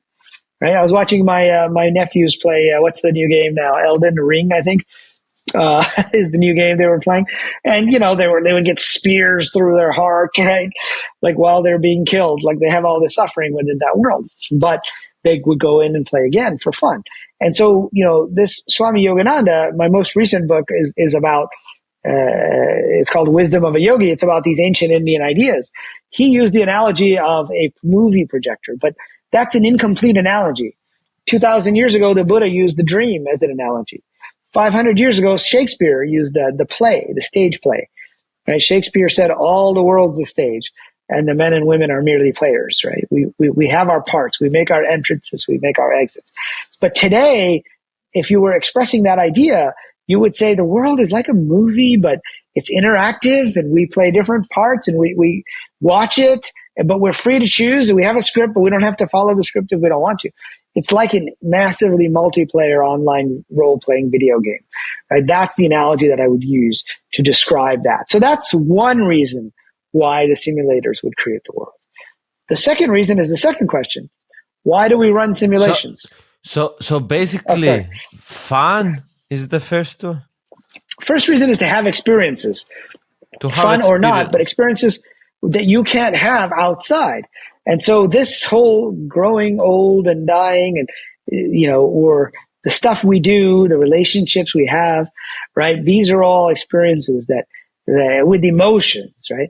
So it's possible that whatever is outside the simulation cannot have these kind of, emotions. Who knows? Maybe we're AI outside and we can't have these, and it's simulating us in order to see what it would be like, right? In Star Trek, The Next Generation, Data was an android, but he would run the holodeck program so that he could pretend he was human and have these experiences, riding on a horse and doing all these things. Okay, so the second question, which is more relevant for the NPC version, is why do we run simulations? Why do we run computer simulations? I mean, we run simulations all the time. In science and TV. To learn data? Yeah. So to learn is one reason, right? In fact, if you look at one of the reasons why AI has become, people were worried about AI is AI started to become really good at playing games, right? And it started to play chess and it beat humans. And then the game Go, which is a much more complicated game. Google had AlphaGo. And how did AlphaGo learn? It would play not just one or two games. It would play 1 million simulated games. And that's how it became so intelligent, right? By running these simulations. So the one reason is to learn. The second reason, or third reason, depending on how you're counting here, is that we run simulations to see what is the likely outcome, right? Like if there's a pandemic, we plug in these different variables and we say, okay, what if you have smallpox that has 30% morbidity rate, like 30% of the people die, and it gets out there, or COVID has, let's say, 1% or whatever, less than 1%. You run the simulation to see what will happen, and then you change the numbers, right? And so a lot of simulations we run, like weather simulations, or simulations of what do we need how are we going to land on the moon, right? You do these landing simulations. We try to see what is the most likely outcome, or we try to see what is the best outcome, right? So we will run a simulation to see where it ends up, and we'll say, that's not so good. So maybe we should do step A, 1, 2, or 3 differently, right? So there's a term in computer science, which was, it was coined by this guy, Stephen Wolfram. I mentioned him earlier. He's kind of a pioneer in digital physics and in software and computers and cellular automata. It's called computationally irreducible. Okay. And it turns out that there are certain complex processes. Maybe you've probably heard the term chaos theory. This is a term that's about complexity.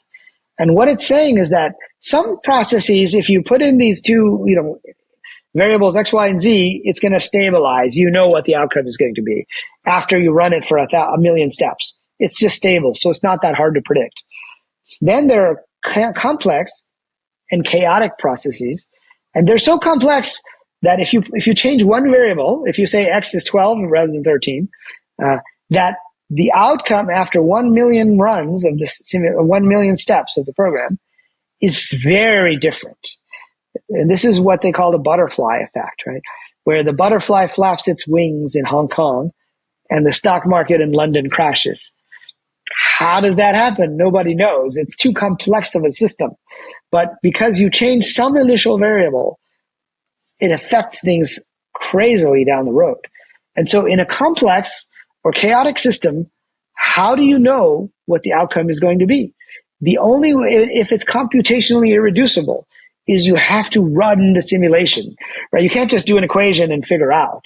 Yeah, This is what but like the three-body problem is. isn't it pointless to run simulations on things like that because you will never find the answer because it's chaotic? It's chaotic, but you can find what is the answer after a million steps if you put in variable 1, and then you can say what is the answer after variable 2, but you have to run the million steps each time, right? And that's why we can't solve certain problems like the three-body problem, like, which is like 3 planets rotating around each other. We don't know if in the end they're going to get into a stable orbit or they're going to shoot off. One of the planets is going to shoot off, right? But you can simulate up to a number of steps, and so that's why we would run the simulations, and then we would change the variables and run it again, and change the variables and run it again, and then if you do it enough times, you get a sense of the likely outcomes with this set of inputs and with this set of inputs, right? Now go back to Philip K. Dick. He's saying the simulators ran World War II into the future one way and they didn't like it. Now they're running the simulation again by changing the variables with us. Maybe they'll change it again and go back to where Germany or Japan won the war. Who knows? The reason you run the simulation is to see what will happen. I mean, maybe they're trying to see if we will destroy the planet. That's why this is the simulation. Or if we will get off the planet. Can we actually build interstellar craft and get out of here or not? And they want to know how it can be done. So they're running simulations to see if this will happen. There was one philosophy professor. He said, he wrote an op-ed for the New York Times, and he said, we should not find out if we're in a simulation. So we should not even try.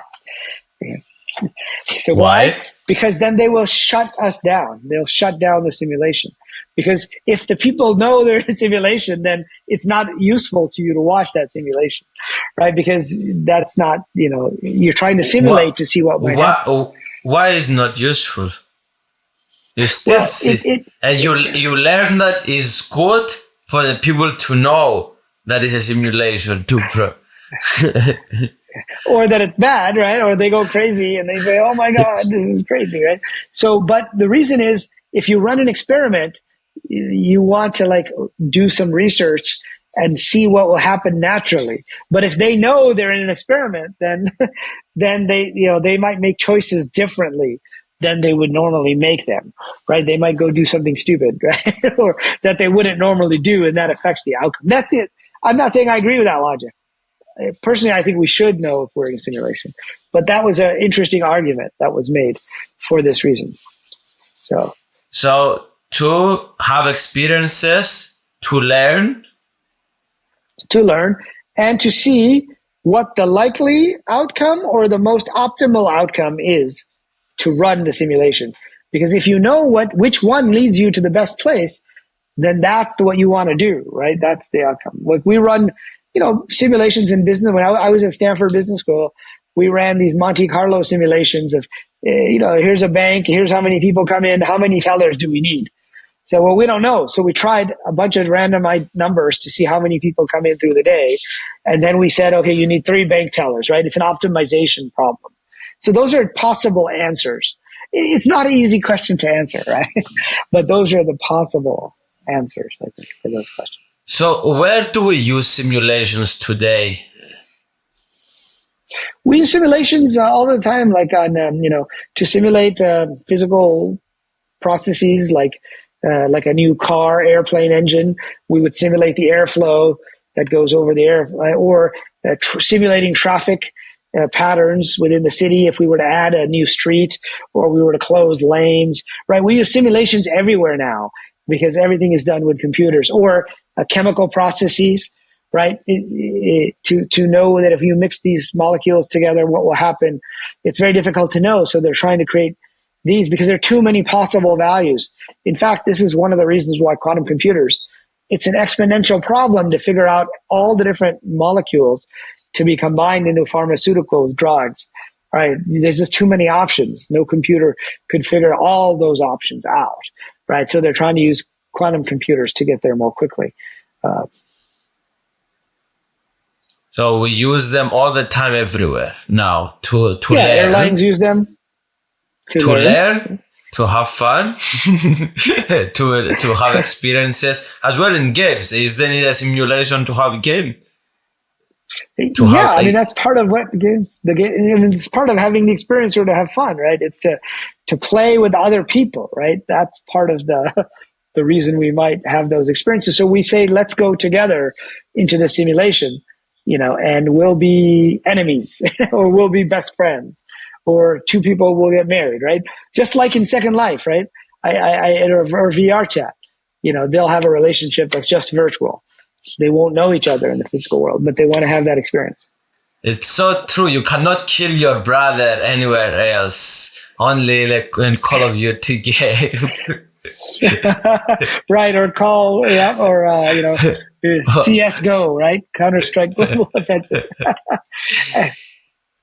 And this is where it gets weird because if it's to do it and to learn, we record, right? I mean, you're streaming, right? You're saying we can record video game sessions and we stream them over Twitch, right? And we also put them on YouTube. In fact, I think video games are the number one or number two type of content on YouTube that people actually watch. They watch a gameplay session. And so, okay, now I'm going to get into another weird area, which is near-death experiences. Right? So people who've been declared clinically dead for a minute, 2 minutes, like there are no brain waves, heart is dead. They come back, and many of them tell us what they remember. And they say they were out of their body. And some of them say that they saw a life review. Okay, and what's a life review? It's a holographic 3D panoramic view of everything that happened in your life, right? So you go back and you watch it from any angle, but you have to watch it from the point of view of the other people in your life. So there was one guy who was struck by lightning. His name is Daniel Brinkley. He wrote a best-selling book called Saved by the Light all the way back in the 90s. And he was in the military, so he really he actually killed people, right? And when he was a kid, he was a big bully and he used to beat up the other kids. And he said he had this life review and he had to be the other person. It was like he had to play the game again. But he saw what it felt like to be beat up or to have himself be shot, right? And then he saw what happened to that person's wife that was shot, that he killed, right? Well, a few years ago in Silicon Valley, I was part of a startup.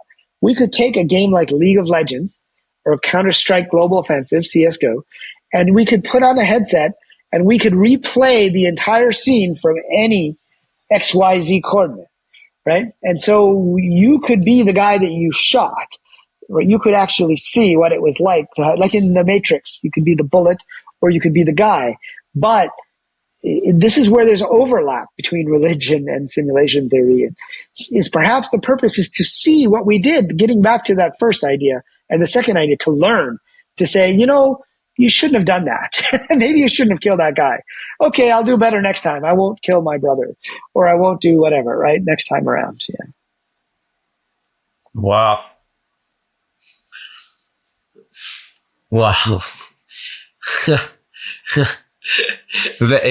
Now that you were explaining this, it played very vivid in front of me. What a great explanation. It was like I was watching all this stuff that you were doing.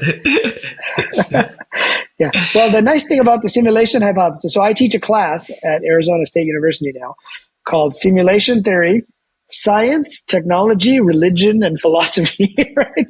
Because it touches all those: technology with video games, science with quantum mechanics, religion with, after death, what happens, philosophy with, is the world real, right? All of this stuff gets tied together. So it's a great opportunity to discuss all of these different things and maybe to understand our universe in a different way, Wow, again, you are confirming my theory. When you marry a lot of topics together, miracles can happen. I agree with you. In fact, one of the founders of quantum mechanics was a guy named Werner Heisenberg.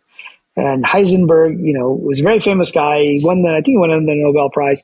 he wrote his, autobiography, and he said that when you get people together from two different fields, right, and you bring the two different lines of thought together, you can have very unusual and interesting results, and new ideas can be born. And that's where I think simulation theory is a good intersection of these different ideas. Just like you're saying about miracles can happen, right? I ask every guest on this podcast one question. Are you ready? Okay, sure. If I can answer it, I will. I give you $1 trillion. How do you spend it? $1 trillion. So more money that you currently have. That's a lot more money than I currently have. But I don't think anybody has that much money, right? Not even Elon Musk. How do you spend it with the goal of maximum impact positive in the world? That's an interesting question. I would break it up, right? I wouldn't put it all in any one thing because it's too much money to put in any one thing. Right? And I would probably, some of it would go to disaster relief to end, to help people that are going through suffering. Like even as we're talking about this, there was an earthquake in Morocco day before yesterday, where several thousand people died. And my brother-in-law is actually there. He's actually in Marrakesh, and he's organizing some folks in a fundraiser. But anyway, I would some of it would go to that, but some of it would go to a institute that would really pull in all the best researchers to try to unify these ideas of science and religion, right? Because 500 years ago in Europe, the Catholic Church was dominant, and Galileo and the scientists were, discriminated against. They didn't want to listen. Now we've gone the opposite direction, right? So science has become the dominant paradigm, and we tell people all this other stuff doesn't happen. But yet many people report UFOs, right? There are all these weird things that happen, right? So I would dedicate a certain amount of money to making sure we have some institute that's investigating where are the borders between science and religion, and then probably some to getting off the planet, like Elon Musk is doing, but actually not just off the planet, out of the solar system, because at some point the sun is going to go supernova, not for a long time, right? But you just never know. And I don't think, Mars is going to be the place where we can have lots and lots of people living. So we need to go outside the solar system. So those are three ideas, right? That of ways that I might use that money. But that's so much money, you could probably use it for 100 different things. Yeah, it's amazing. But also, I didn't want to leave this interview without asking. I think it will be a crime not to ask what makes a good game. Well, look, I used to play video games as a kid, and then I, was involved in making games and then investing in games. But I still think the best advice is the advice from the guy who made that very first game that we talked about, Pong, right? A guy named Nolan Bushnell is kind of the grandfather or the father of the video game industry. He started a company called Atari, which, was the first home console. And that's when I started playing video games.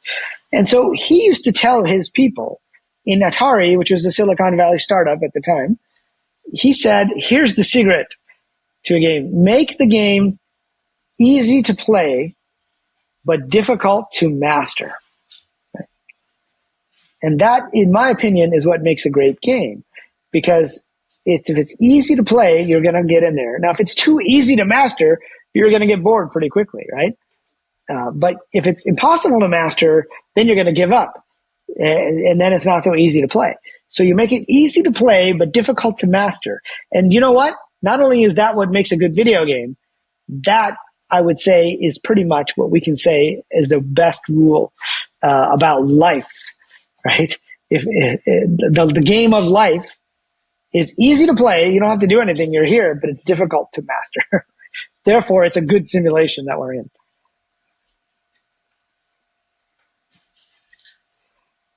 Interesting. So never to be too easy, never to be too impossible, somewhere in the middle, closer to the difficult part. Yes, and then difficult to master. So you have lots of levels, right? You always feel like there's something more that can be done. And so you have to More work it to out so learn. that more to learn. Otherwise, you're going to get bored, right? That's why life is so addictive. Yeah, Yes, I because agree. there's very few people in comparison to the billions of people they take their life away. It's so addictive, this thing. You never master anything.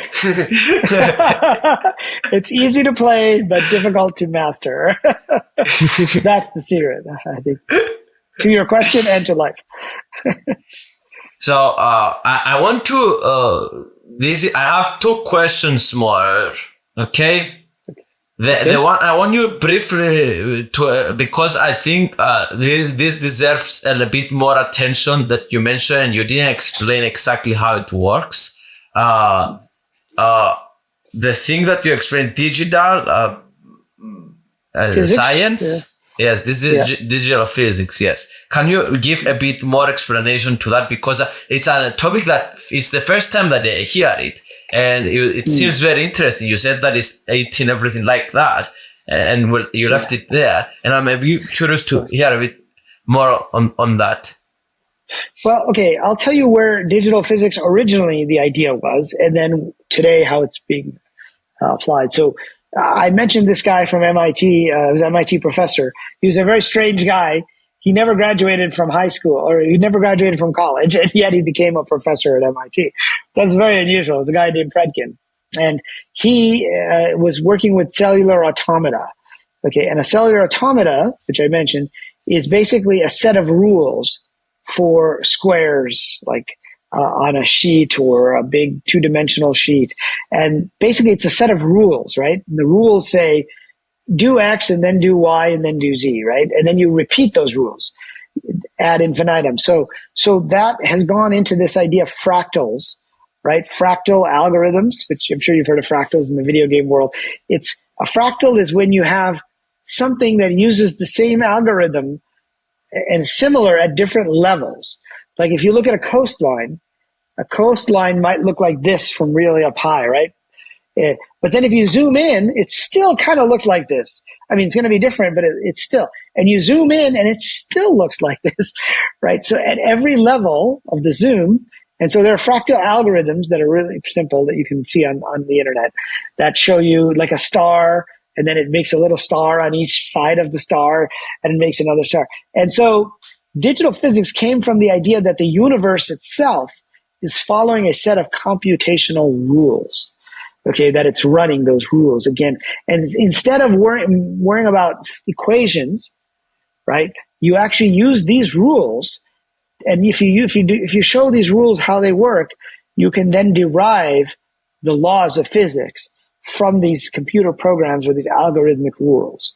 And it's about algorithms and it's about information. So like in the past, physics, was talked about with rules like conservation of energy, right? Or conservation of mass, right? All these ideas. Now there's a new idea, which is about conservation of information, right? Does information ever get lost, right? And there's this idea that like in a black hole, like what's his name, Stephen Hawking, what talked about this, like, does information get lost at the event horizon of a black hole, right? And I forget what the answer is nowadays, but the idea, because they changed it, but the idea is that in a black hole, the amount of information that can be stored in there is based on the surface area of the black hole. Right? It's not the volume, it's the surface area. And so this led many people to think that the universe is actually a hologram, because a hologram, you've seen holograms, I'm sure, but if you look at like how the hologram is represented, it can be represented in a 2D set of lines that interfere. It's an interference pattern of these lines. And so, but this idea that the whole universe is a projection based on information that is stored across the surface area. You can think of it as the number of bits that can possibly store. Like there's a game called No Man's Sky.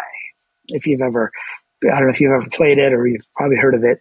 Anyway, it was touted as this open world game, the biggest open world game. Why? Because it had 18 quintillion planets, right? And that's a huge number of planets. There's no way for a video game company, designers, to make that many planets. So they have procedures, algorithms, procedural generation. Now we're using AI too, but it's the computer code that generates the worlds. It generates the trees, generates the animals, right? Today, now, there's videos where you can see AI generating 3D models of elephants and any animals you want, right? And so it's this idea that the digital physics, as I understand it, is this idea that the universe can be represented as information and code, right? And what we think of as physical is actually just processing of that. So that's kind of how it's evolved today. And you can think of things in terms of information, like how much information is stored in an apple, how much information is stored in a planet, right? And that information, some people think even that's the fundamental process is information gets lost, and that's where heat and light come from, right? Nobody knows what light really is. Why is it so important? Except that the speed of light happens to be the speed of information that we send across, So that's at a very high level, I think. Yeah. And you are saying basically, again, that information is what you believe is what is in the fundamental built-in block of the universe.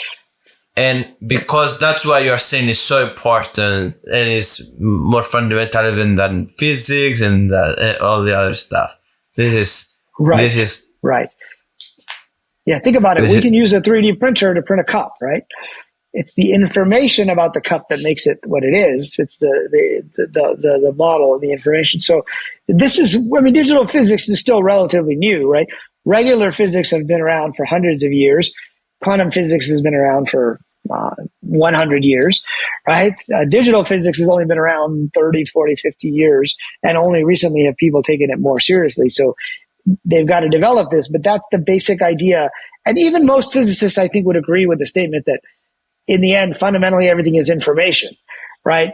I mean, they don't necessarily agree that everything is a simulation, but I say that's what you do with information. You render. You take the bits and you render into a visual environment. And that's why I think the world is a simulation. Even if you don't believe it's a video game, I think most people can agree that that's a very likely possibility, is that the universe is based on information. The difference is it rendered once or is it being rendered all the time? Like when we play a game, we're rendering it all the time. And that's where the intersection of quantum mechanics and information theory, I think, leads us to the conclusion that we're rendering it like a video game when things get observed. We take those two bits, the Schrodinger's cat, and we render the right one for where we are now. And then everybody else, then sees that on their screens too. Interesting. Before I move to the last question, I want to tell you one small joke. So you mentioned in the beginning of the podcast, you asked me, do you know Elon Musk? And it was the funniest thing to me, because because in my real life that I am a clown. I do YouTube videos and get a lot of views on YouTube. So, I sleep outside SpaceX and Twitter for 3 months in my sleeping bag, and I was making videos,